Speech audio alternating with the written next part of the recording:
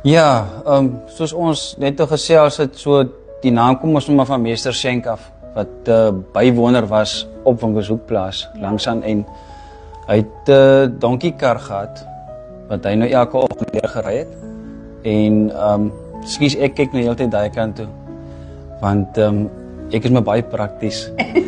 En om dit net oorgery, hy was meester Schenk, en hy het die kinders geleer skryf en lees onder die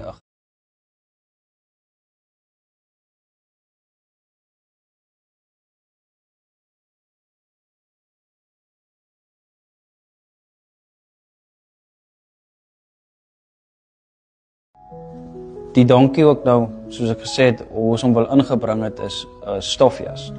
Is sy donkie. En almal vra gewoonlik vir my oor die haas ook. Ja, ek het nou gesit en kyk na jou.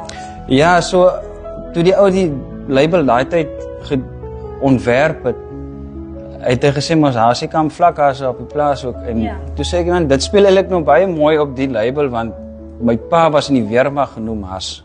O ja? Want hulle het hom gevra hy moet sy initials gee. En hy het geweet wat is dit nie. Toe sê nie as jou voorletter jy moet sê wat. Toe sê hy HAS. En toe sê hy daar vanaf has aankom ja. So dit speel ook sommer mooi. Ons spot sommer baie keer is my pa wat daar ook onder die bom sit, daar was. Ja. Ja. Ja, en dis waar alles begin het ja.